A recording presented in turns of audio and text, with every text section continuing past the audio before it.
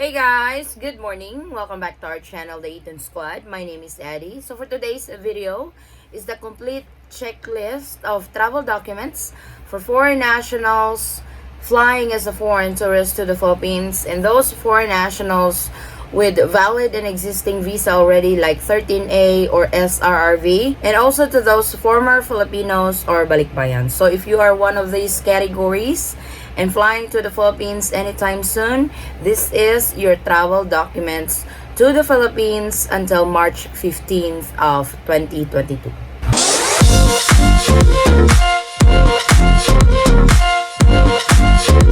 So as you guys know, the IATF has just made an announcement or has just made a new guideline for the period of March 1st until March 15th. So we are updating some travel documents to the following categories that I have mentioned earlier. These are the checklist for foreign tourists coming into the Philippines, foreign nationals with valid visas already, and for former Filipinos or Balikbayans. Let's start with the checklist for foreign tourists coming into the Philippines. So for the checklist, you will need your valid foreign passport, your itinerary or the ticket booking, one health pass. So with one health pass, you need to register within 3 days prior to departure, or the best time to register with one health pass is as soon as you receive your negative RT-PCR test result, because this will be uploaded with one health pass. Then you will need the return ticket or outbound ticket not more than 30 days. So this is a requirement. This will be checked upon departure at your country of origin or port of entry or embarkation. So if you are flying as a foreign tourist, make sure to have this requirement, because you will be denied to board the aircraft if you don't have this. This has been a requirement even before pre-pandemic time.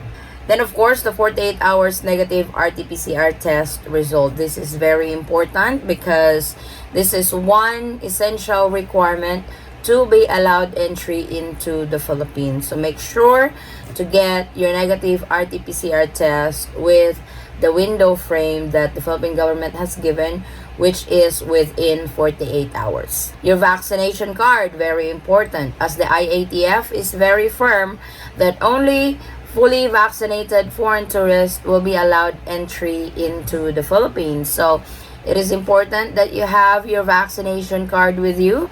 For example, if you are coming from the US, the CDC white card is accepted. And to all other nationals coming from the country with a reciprocal agreement with the Philippines, make sure to bring the vaccination card or vaccination certificate that you can prove that you are fully vaccinated. And lastly, travel medical insurance. This particular insurance should cover COVID-19 with $35,000 coverage. So it is important that it states there that it will cover COVID-19 treatment costs. So to all foreign nationals flying to the Philippines as a foreign tourist, especially if you guys are coming from the non-visa required country under the Executive Order 408, this is the 157 countries. You don't need to secure a visa before entering the Philippines, and you will be given visa upon arrival for the initial 30 days. Yes, if you want to stay longer in the Philippines, you can apply for an extension for your tourist visa at the nearest Bureau of Immigration office in your area. So now let us proceed to the checklist of foreign nationals with 9A visa, 13A visa, and SRRV. So for this particular category, here are your checklists. Of course, you need your valid passport, your itinerary or ticket booking. Very important, one health pass. One health pass is going to be asked from you several times. I suggest when you have generated the QR code from one health pass, get it printed. That way you don't have to keep pulling out your phone and show them the QR code and stuff. So get it printed, that way it's already there. Register. The best time to register with one health pass is as soon as you receive your negative RT-PCR test result. Of course, you will also need the valid visa if you're a 9A visa holder, 13A visa holder, An SRRV visa holder, your visa needs to be valid to be allowed entry into the Philippines. Then the negative 48 hours RT-PCR test result. This is very important. This is crucial to your requirements when traveling to the Philippines. So make sure that your RT-PCR test result is within 48 hours prior to departure. And of course, the vaccination card, because foreign nationals can only enter the Philippines if you are fully vaccinated. So make sure to bring your vaccination card or vaccination proof, vaccination certificate, proving that you are fully vaccinated. So these are your checklists for foreign nationals with 9A visa, 13A visa, and SRRV. Now let's proceed to the category of former Filipinos or Balikbayans. For former Filipinos or Balikbayans, here are your checklists. You need your valid passport. So as a former Filipino or Balikbayan, you possess a foreign passport already. So make sure that this is valid.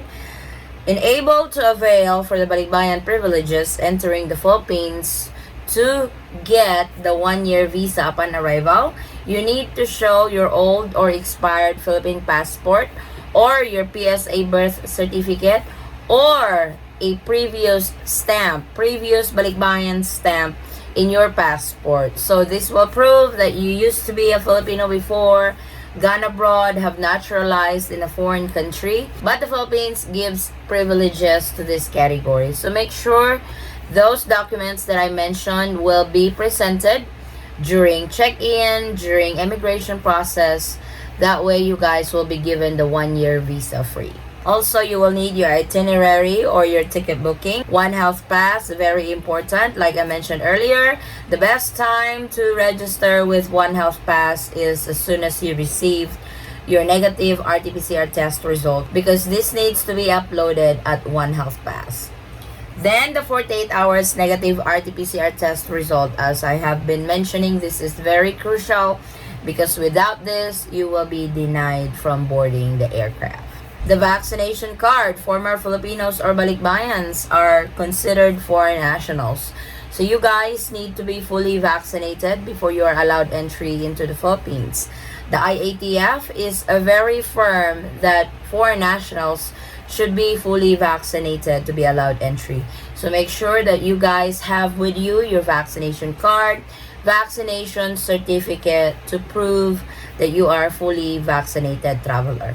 And of course, travel medical insurance. So this type of insurance should have $35,000 coverage, and it should cover COVID treatment costs. It's very important that it is indicated in the policy that the coverage, at least $35,000, will cover COVID-19 while you are in the Philippines, just in case you get infected.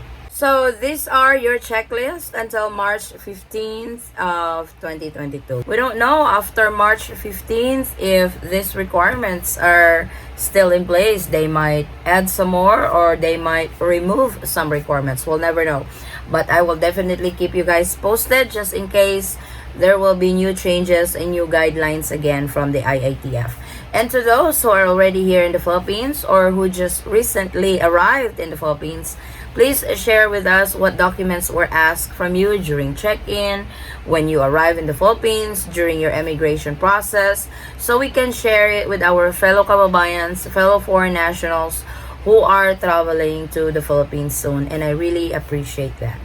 So this is our latest travel updates to the Philippines, your travel documents that you need to prepare to be allowed entry into the Philippines. Thank you guys so much for watching. If you have any questions, concerns, or inquiries with regards to this video or in any of our travel related videos, please comment it down below and I will try to get back to you guys as soon as I can. Or you can direct message me in our Facebook page, same handle, the Eaton Squad. Again guys, thank you so much for the continued support and trust to our channel, the Eaton Squad. I hope to see you on our next travel update. Stay safe, stay healthy, and God bless everyone. Bye.